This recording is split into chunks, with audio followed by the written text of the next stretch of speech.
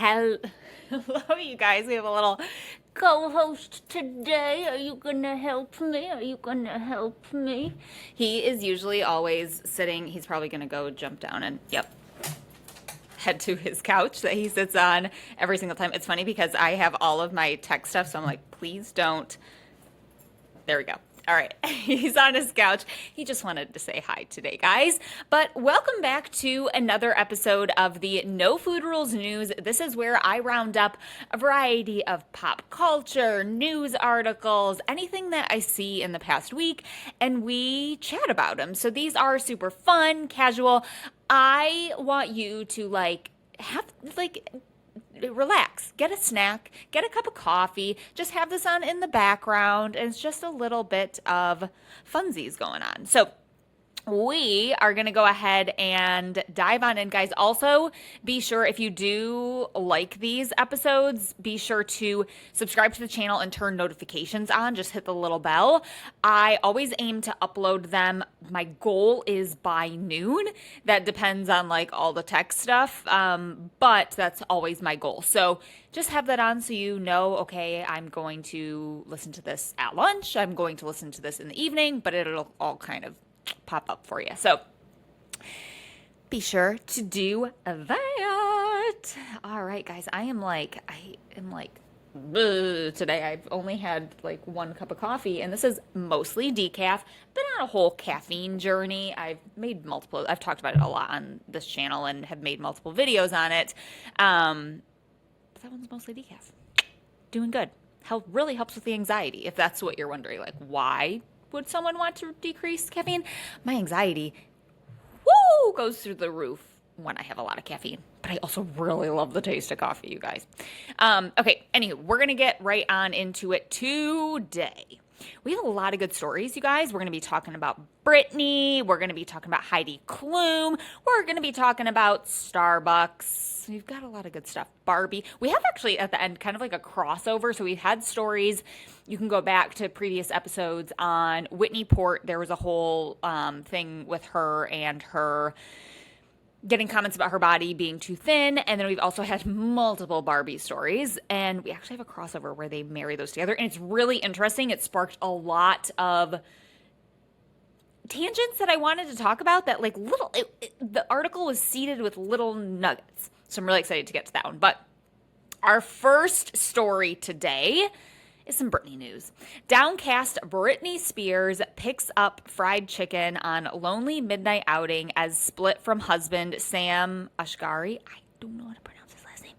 Takes a nasty turn with former couple no longer speaking. So the article says Britney Spears is coping with her split from Sam Asghari with midnight fast food runs. The pop sensation, 41, is divorcing him after just a year of marriage and was pictured Friday night, just 2 days after the split was announced at Dave's Hot Chicken in Oxnard, California. There's a lot to unpack with this. First of all, I feel like they're making a lot of assumptions here so the two main topics, let me start there, to talk about with this are emotional eating and the shame around fast food and what it kind of insinuates in our society. So first of all, who cares? Maybe our gal Brit was just getting some chicken. Who says she's necessarily eating her feelings? Maybe the girl just wanted some chicken, and give her a break, right? I just think that there's a lot of it's clickbait, right? That's exactly what they're going for. And I think that's also something to remember with and that's something I'm always thinking about with these articles, is that a lot of times the media can get things misconstrued. So there's even I don't know, our next story is on Heidi Klum, and I don't know, there's a whole lot to unpack with that. But just know that when you see titles, that goes for celebrity stuff, that goes for, honestly, studies. A lot of times people misconstrue information. So just a little reminder with that. And even if she is eating emotionally, so frickin' what, right? Like, let a girl live. And so this brings up the topic of emotional eating, because you might be like, well, Colleen, like, emotional eating, is that something that we really want to be doing? That's something I try not to do. And here's the thing with emotional eating. I explain this to members of the society all the time. We have a whole video dedicated to learning how to navigate emotional eating. And emotional eating is not always a bad thing. It's a spectrum, right? On one side of things, so it was actually my birthday on, what day is it today? Thursday, Tuesday. I'll put a picture of the cake my husband got me. I'll just like pop it up right here. He got me a pancake cake, and it was the coolest thing ever. That is an example of emotional eating. After dinner, was I necessarily hungry for the cake? Was I necessarily, like, quote unquote, needing the cake? No, but I wanted to celebrate, right? It was an experience. That is an example of emotional eating. The same thing can happen like a bride and groom on their wedding day when they have cake. That is an example of emotional eating. Then you can go along the spectrum of, okay, so maybe Britt, let's use her as an example, was having a bad day. And she was like, it would just make me feel better if I just got some chicken for dinner, right? And that can be an example of normal, healthy, emotional eating, right? Food is meant to be emotional. It's meant to give us a pick-me-up. It's meant to elicit that. It would suck if food was literally just nourishment, right? That would suck. And with that can be normal. The thing that you want to take into consideration is what are you expecting that food to do, right? So for example, we'll use Britney as an example. If she was just like, this is the meal that I want, it's going to give me a little comfort, that's fine. If we were to say, I'm going to go binge on this chicken so that I don't have to feel the uncomfortable emotions of my divorce, that's another story, right? Because then we're expecting the food to cover or take away these emotions. And the reality is that once we hold the phone.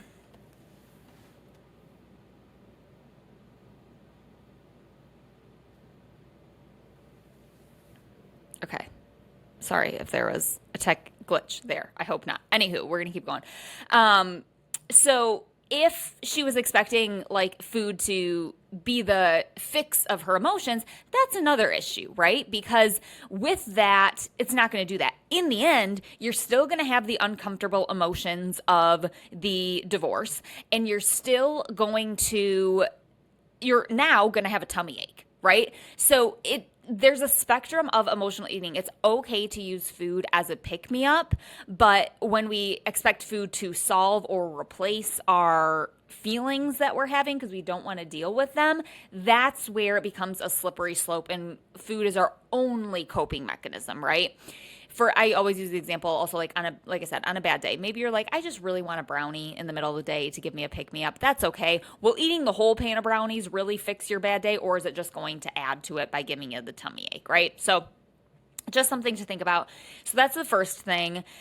And the second thing with this article was the idea that, again, we don't necessarily know that she was like emotionally eating. Maybe the girl just wanted some chicken. But with this, it just like contributes to the shame of eating fast food or eating something quote unquote bad, right? We assume that if someone's going to do that, they must be in a really bad mental space, right? They aren't taking care of themselves. Like, it's okay to eat those things. And I think that like, it just ties two things together: shame for eating fast food, and also just insinuating that she's emotionally eating, and that shame and emotional eating tied together, that's bad, right? We don't like seeing Britt in a bad place. Fun story. When I was younger, I remember like seeing her on the TV, and I would call her Britt, like we were besties. Little Colleen, what a goof. Okay, so that's our first story. Story number 2 that we have today, a little bit of a trigger warning on this one. I'm not going to state specific numbers. They do in the article, so just to not trigger anyone, I'm not going to state specifics, but all the articles are all linked in the bottom. So if you're like super curious, it's not going to trigger you, feel free to read all of the articles that we talk about.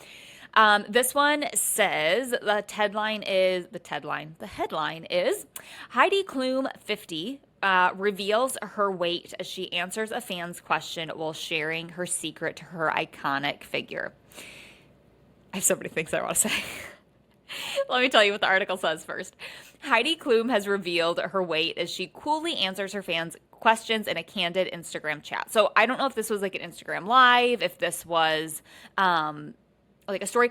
Do they have people who just like screen record people's Instagram stories or Instagram lives? Like, I'm so curious. Like, how do these people, like, can they quote all of these things? Like, I don't know. That's just so again, I didn't see the actual live. So just kind of like, Brit, like, is this hyperbolized? I don't know. Anywho.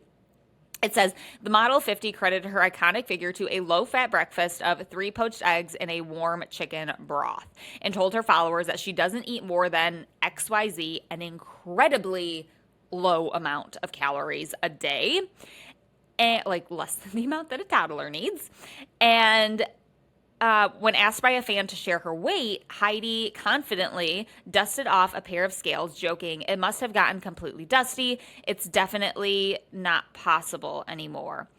Heidi previously said that she no longer follows a disciplined diet despite struggling with food in the past. So there's a lot to unpack here. That is an ungodly amount, low amount of calories to consume a day. So this is where, honestly, I was like, seriously? Like, in this day and age, we are still even putting those numbers out there that that's an acceptable amount for a grown adult to be eating. Like, it is bananas that we have, like, that's still happening, especially with, like, and this is where I get it, where we feel like, are we even making progress with the non-diet movement, right? When we're still getting, like, having these people who we feel are successful and all of that stuff giving us this advice of saying that's what they're doing. And this is like a whole other topic that we could go down, is the idea that thinness is so closely tied to success that we feel like not only just like, so for our bodies to look a certain way, for us to be a certain way, for us to be successful, that we have to do these things and shrink our bodies to get there. Like, it's so intertwined. Okay, so the overall caloric needs an ungodly low amount. One thing to consider whenever someone tells you like they eat that much, like 2 things come to mind for me. Is that what you really eat, or is that what you try to aim? Because a lot of times when we try to eat a super low amount, we're going to then go binge, right? So we don't know like what's actually happening there. So I think that's also just another thing to consider. So she talks about her breakfast of 3 eggs in warm chicken broth. This breakfast, from a registered dietitian standpoint and from a human physiological standpoint of what our bodies need, this isn't necessarily something I'd recommend, because I usually, you guys probably know this by now, carbs, fat, and protein at meal times. Do we always have to have those things? Absolutely not. But if you start to play around with it, and this is where like the whole no food rules approach comes in, okay, let me try having all 3 and compare it to when I maybe don't have carbs. Which one feels better, right? Which one makes me feel good? And you get to decide in the moment. Yeah, some days you're going to be like today, Thursday, like, guys, we got a lot going on today. I need to feel fueled. So using more of that, what I call gentle nutrition, is going to be important. However, if it's like a slow Sunday and I'm like, oh, I can have a snack if I get hungry, and maybe I will just have a stack of pancakes, right? If that's what I want, if that's going to nourish my soul, you get to choose. You have the information, you understand how it's going to impact your body, and you get to choose on the day, right? So again, from how our bodies actually operate, there's some fat in the eggs, there's protein in the eggs, there's no carbohydrates really here. So I would imagine like you're not going to have sustained fuel and energy for a long time because carbs are our body's preferred energy source. So just kind of a little note on that from the breakfast standpoint. They don't give any other information about like what she says she eats during the day. And then in terms of weight in general, like what will knowing someone else's weight do for you?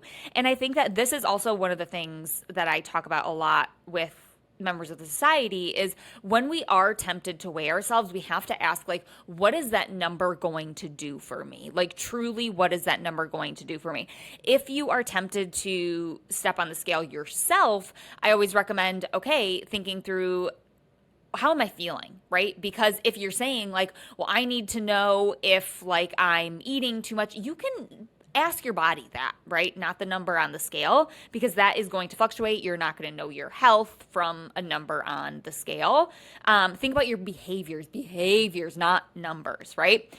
And so then there's a whole other layer of what will knowing someone else's weight do for us, right? Because in this article says that this is what she credits her iconic body to. The thing that this article doesn't say is that 36% of our health outcomes are related to our individual behaviors. And genetics. Genetics is huge for our health, for what our bodies look like. So there's a whole bunch of stuff that's not being shown in this article.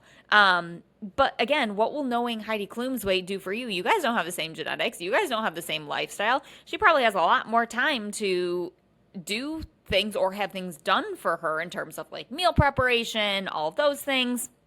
It's just, I'm just gonna say, I felt, I don't know, some feels about this article because like Heidi Klum does come across to me, and this is like also like she comes across to me as like such a warm, bubbly personality, and it kind of like felt like a knife in the stomach and like twisting to have her like saying this stuff and I'm just like, no, like you have the opportunity to be such a force of good in the world, and you come like you just have this like, I mean, she got to where she is for probably having partly that like magnetic energy where you do just feel so like happy and people want to be around you, and I'm just like, ugh, it just sucked to read. Anywho, that's story number 2. Story number 3 is, this is actually an Instagram post that I saw that was in reaction to an article. So the article title is the Ozempic. I know, guys, we're so sick of talking about Ozempic. The Ozempic craze put these companies on a crash diet. So let me go ahead and open the Instagram post, and I want to read it to you because I think we won't be like talking specifically necessarily if you're like about to turn this off. I'm not going to go down an Ozempic rabbit hole. It's more of just like a general topic chat. Okay. So the Instagram post, I will link it as well, is by a registered dietitian. And it says, the rhetoric in today's society around people with diabetes and fat people is so disgusting. I don't know who needs to hear this at Wall Street Journal, but Krispy Kreme donuts do not give people diabetes. This is not how diabetes work, for F's sake. Will someone come up with a GD physiology book before spewing the garbage on nationally read publications? Can you swear on YouTube? Like, I'm just going to err on the side of caution. I think you can, but also like, I was going to say I don't swear that often. I do swear very often, but it's mostly just to my husband. It says, you are making weight and diabetes stigma worse, which worsens outcomes for people who are already facing extreme discrimination regularly. Just stop. The Instagram caption goes into let me find the... Okay, so essentially the article says, they say some backwards stuff, more profanity, about how if these medications fulfill their promises, we should see a decrease in knee replacements, sleep apnea, insulin pumps, and Krispy Kreme donut consumption. So that's where the whole Krispy Kreme of it comes in. So it says, who's going to tell him? Me, I told him. Knee replacements, sleep apnea, and insulin pumps will always be needed and used because these surgeries, conditions, and devices are needed by all people in all body sizes. And insulin function doesn't magically return in people with insulin deficiency. If they really cared about cutting costs in population health, they'd focus on addressing social determinants of health, including increasing access to quality healthcare, access to nutrient-dense and culturally relevant foods, access to safe green spaces, and decreasing weight and diabetes stigma, among a few things. But since they don't really care, they do this instead. So oh geez Louise, just saw something else on Instagram that we may have to talk about at a later date. Stay focused, Colleen. So amen to all of this. And like I had already mentioned in this episode, 36% of our health outcomes are attributed to our behaviors. So here's the thing. It's not that your behaviors don't impact your health, right? It's that there's so much more to it. And when we drill it down to, first of all, weight loss does not mean an increase in health. And I cannot say that enough. Colleen's getting serious when she's going to talk with her hands. When someone says, like, I lost weight and it improved my health, it's the case where the behaviors that they were doing caused them to lose weight as well as increased their health. Someone else could do those same behaviors and not lose weight and still see an increase in health. So, for example, if someone is saying like, wow, I started moving my body more, or I started listening to my hunger and fullness, or I started incorporating a bit of gentle nutrition, some more fruits and veggies, those are the things that are going to improve our health versus weight loss. If someone is losing weight because they have cancer and they're getting chemotherapy, probably not going to have a health improvement, right? If someone has a stomach bug and they are just dropping weight, they're probably malnourished, probably not healthier, right? So I always say focus on our behaviors, not the weight itself. But even at that, everything is not totally in our control. And I think that, honestly, I feel like this is something that we don't want to address because I am a control freak, you guys. And I like control, and that's something that I am, honestly, I started therapy, again, about a year and a half ago, a little over, and that's something that I'm continually working on, and I just think that as humans, we don't like to not have control, and we feel like we should have total control of our health, because, honestly, society has told us that, but it's not the case. Like, can consuming copious amounts of donuts impact insulin resistance? Yeah, it potentially could, but we just don't view our behaviors in the correct light, and we place so much blame and shame on them. And instead of teaching people how to incorporate those health behaviors, we tell them to lose weight, right? And again, that's not going to necessarily give us the outcome that we're looking for if that's health improvement. And all of those things can happen at any size. I am in a small body. I do have thin privilege, and I have knee pain. As I get older, my feet are just like, I need to get like orthotics. Like I feel like I'm definitely getting older, you guys. But those things happen at all body shapes and sizes and colors and abilities. So I just thought that was a good thing to kind of remind us all today. Okay, I need to take a sip of coffee. Pause, please. Whoa, that's hot. That is hot. Okay, story number 4 is Priyanka Chopra shares how her body has changed at 40. Metabolism, she quoted, metabolism takes a big hit.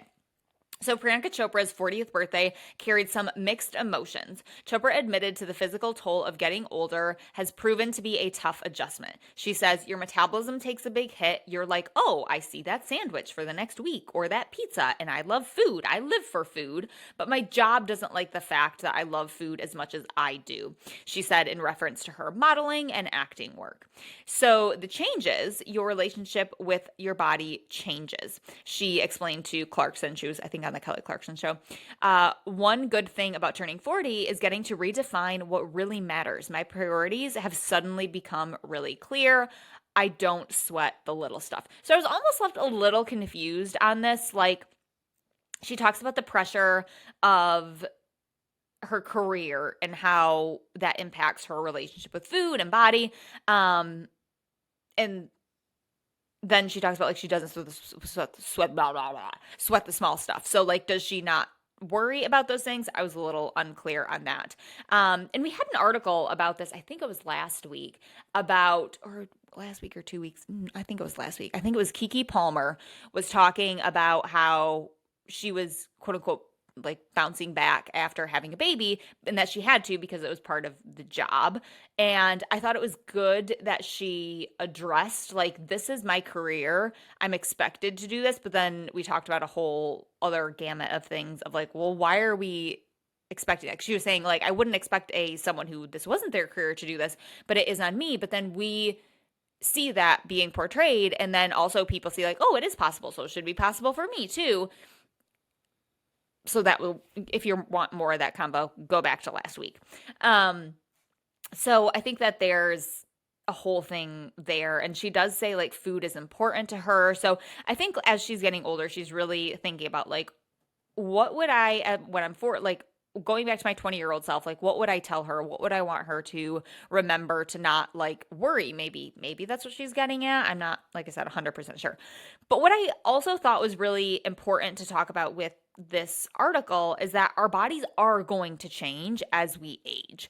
And that's one reason why, like, when we hit menopause, there is a lot of actual physiological changes within the body. We do have a whole workshop in the society on perimenopause/menopause, on changes, maybe some, like, nutrition tweaks to make. Our bodies are going to change. And that is why a lot of times I advocate, obviously, for intuitive eating and learning to listen to your body, because you'll be then able to adjust to those things, versus if you are following a diet plan and you have these changes throughout your life, your hormones, your metabolism, like all of these things, it's going to be like a panic, like, oh my gosh, what do I do? Versus if you have learned how to notice these tweaks and you've learned what to do in order to change what you need to do to feel good with the things that you're sensing from your body, isn't that just, like, so much easier, right? So for me, reading this, I was like, yeah, this is why it's important to learn to eat with no food rules, and to learn to listen to your body, and to understand, okay, these are the signals that my body's giving me, and having the information to say, I know how I can tweak to feel good in my body, right? Because and that's not even like a menopause thing. That is something that I feel like, so I turned 31 this Tuesday. And even looking back to, like, even my later 20s, I've noticed a lot of changes in my body in terms of, like, one thing of, like, where my body stores fat. I've noticed changes, what foods make me feel good, what foods I enjoy. And that's always something that we're going to have to deal with throughout life. And it's not just with those, like, big stages. It could be, yes, it can be like things like pregnancy and whatnot, but that can also happen with you get a new job, you move, right? Any kind of, like, big changes in our lives can take some adjustment. And I think that's something that, just another reason to learn to eat with no food rules, right? To be able to kind of navigate those changes, and they're going to happen. So just saw that. Wanted to chitty chat about that. Okay, we have story 5, and then I added a bonus one on. I usually try to do 5 stories in these. I added a bonus one on today because I just thought it needed to be talked about because it's happening today. So story 5, this is our, like, crossover story. So it says Whitney Port, quote unquote, Barbie and the truth about being too thin is the name of story 5. So it says Whitney Port, former star of The Hills, recently vowed to maintain her health amid worries from her fans and husband, Tim Rossman, in her appearance and worries fans and husband Tim Rossman about her appearance. Okay, got it. Sorry. Specifically, the 38-year-old's thinness. This also comes as Barbie has taken over pop culture, and no matter how submersive the movie is, the body image ideals and problems associated with the iconic doll haven't gone away. So again, we've talked about Barbie, I swear, like weeks and weeks and weeks in a row. And then we've also talked about Whitney Port, the whole Whitney Port of it all. You can go back to previous episodes. But I think there's a couple things here. When we talked about Whitney Port, we talked about just not commenting on people's bodies. And just to reiterate that, it's because you don't necessarily know what's going on, right? I think that what if she was posting on social media and she had cancer? Like, and was going, that example that we used earlier, under people can lose weight when that happens. You don't have an appetite, you're undergoing chemotherapy. What if she had depression, right? What if that was the case, right? And so here's the thing. There's a couple things to talk about here. I think that anytime you're worried, and I will just reiterate this quickly because we talked about it previously, is to focus on someone's behaviors versus their weight. And if you notice that someone, hey, I've noticed like you're not really eating very much. How's your appetite? How are you feeling? Anything like that. Or if someone is over exercising, rather than be like, you're getting so thin, being like, hey, you know, how's like your relationship with movement? How are you feeling? Is your body tired?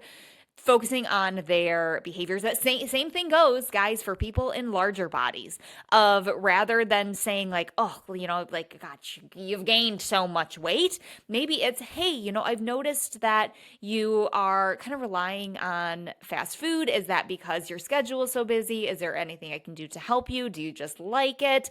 And kind of getting more into that. Now, I will say, I do still even think that is important to be done from someone you actually know, not strangers on the internet. And that kind of made me think about things, about how the internet is a great and really, really weird place at the same time. Like, I do truly think that like people who are probably commenting on her body feel like they know her. Like, she has such a fandom. They probably do feel like, oh, like Whitney and I are BFFs, which is like mind-boggling in itself a little bit, with like how close we can feel to someone on the internet without truly knowing them. It's a great thing, but I'm not gonna lie, it's also kind of this like weird thing. And a lot of times there is also like people feel like they're entitled to know everything about someone that they follow's life. And I think that like for me, I'm not even comparing myself to the, you know, popularity that Whitney has, but sometimes people feel like because you share everything, and I truly am an open book, but they feel that they're entitled to know every detail of your life. And I am someone who, I will say when things are hard. I mean, last week, if you watched last week's episode, I was like bawling my eyes out. I talked about that on here. I posted a picture of myself crying on Instagram. And it's one thing for that, but I think sometimes when you're truly going through something, in order to be able to talk about it, you have to go through it a little bit and start to work through it yourself. But then a lot of people on social media will be like, oh, well, you're keeping this from me. And sometimes it's like, I'm working through this myself on my own mental health, so that maybe I will decide to share with you if I think it can help other people. But for me, that really brought up like the relationship that we have with influencers or celebrities it's great, but it's also really weird. And I think that's just social media in general, right? It's fab, but it's also weird. Okay, another thing that I wanted to explain with this article, and I was actually explaining this to someone last week, is that there is a difference, and I think it's important to note, between calling someone too thin and calling someone too fat. And essentially, when a lot of times when people call someone too thin, it gets kind of I don't know if I want to say like connotation or the impression, you know what I mean, that you're too good at something, right? It's like we're told to be thin, we're told to be small, but it's like you took it too far. You were too good at that. That's not when people are saying someone is quote unquote too fat, that's what they're insinuating, right? They're just saying most of the time, like, that's bad in society, right? Our society deems that as bad. It's not bad, but that's what our culture teaches us, right? So I just thought that it's an important thing to note the difference between those two, because while it's not, I don't think, right to comment on anyone's body either way, too skinny, too fat, too thin. It's not the same in those cases. So like I said, I was talking about that last week. So I was like, yeah, let's mention that here. And then this article really brings up the topic of, have we really made as much progress as we think? Like, everyone was on this high after Barbie came out. And then Heidi Klum is still saying this stuff. Like, we see these people that are just like too thin, right? And I just think that, just a reminder, diet culture is a beast. And I know that sometimes when we zoom out, we can feel like, are we ever going to fight this diet culture thing, right? Are we ever going to get to a point where the future generations don't have to deal with us? And I don't know the answer to that, right? I don't know the answer to that, but we can do our part. And if we all do our part, we're stronger together than not trying at all.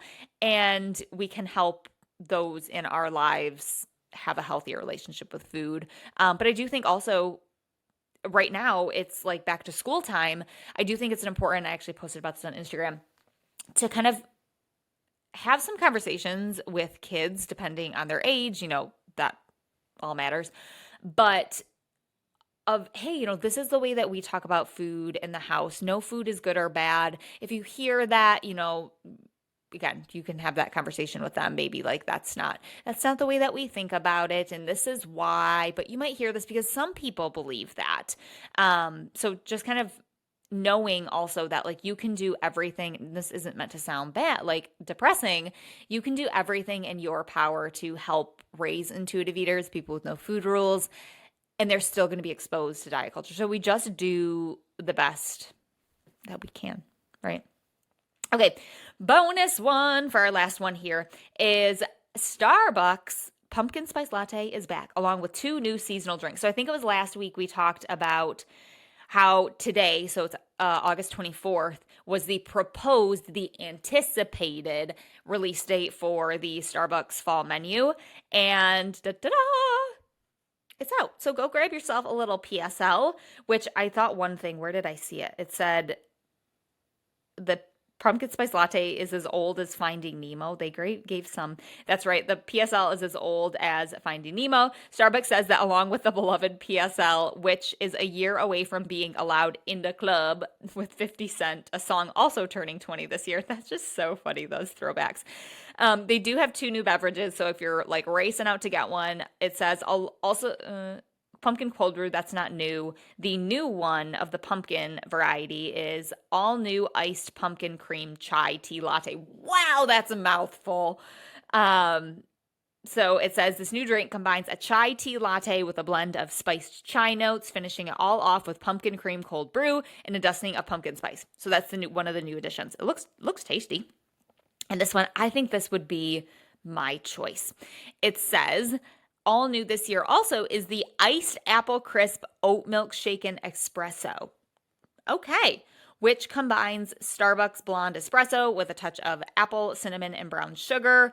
The drink is shaken together before being topped off with oat milk for a smooth and balanced sip that is full of fall flavor. Okay. I know there's like with the milk aisle, there's like a freaking billion types of milks out there, right? And it's okay to drink just regular milk, right? It is absolutely fine. You don't need any of these like alternatives, but it's also okay to have an alternative. I personally think oat milk is delicious in coffee. And I will say, if I go to Starbucks, I will usually get oat milk. It just has like a little bit of a sweeter flavor, almost a little toasty. I don't know. I just think it's delicious. I got a oat milk. I'm not even going to try to remember what it was. Half the time I just like, that looks good, give me that. I don't have like a go-to order at Starbucks. I usually get something seasonal. I also don't go to Starbucks that often, mostly because I'm like, I can just make it at home and add like coffee syrup that I buy on Amazon for super cheap. But I do like to treat myself. I'm a big Midwest just gal with a budget, you guys. That's how I grew up. I think that's how I'm always gonna be. So I was thinking about this the other day. I'm always like, I just do this because it's the cheapest. Like, what kind of fruit is on sale this week? And then also, yes, you can do that. That does play a role in having no food rules and making those choices. So just a little fun there if you want to go give yourself I can't do it. I can't do it right now. It is before September 1st. I can't do the pumpkin stuff. There was so much stuff. I do Sunday grocery finds every week, and there was so much pumpkin stuff out this week. I'm just like, I cannot. In September, I can get down with it, but just not before. So anywho, you guys, that was this episode of the No Food Rules News. I do these every Thursday. Like I said, my goal is to have them up and ready for you by noon-ish. And then every other Tuesday, I'm doing a YouTube video. The next one that's going to come out is a full day of eating. Your favorite, my favorite. It's going to be a good one next Tuesday. So tentatively. So yeah, I hope that you guys like this episode. If you did, be sure to subscribe to the channel, hit the bell to be notified, and leave any comments with any thoughts on the articles, any thoughts on these episodes in general. What types of articles do you like to see? What ones do you not? Are we into science-y ones? Are we into celebrity ones? Let me know, and I will look for them. It's so fun to look through all of the articles. So with that, guys, go have a lovely, lovely Thursday, and I will see you, like I said, likely on Tuesday for a full YouTube video, full day of eating, and then I will see you on Thursday for another episode of the No Food Rules News, okay? Go have a great day, and I'll see you later.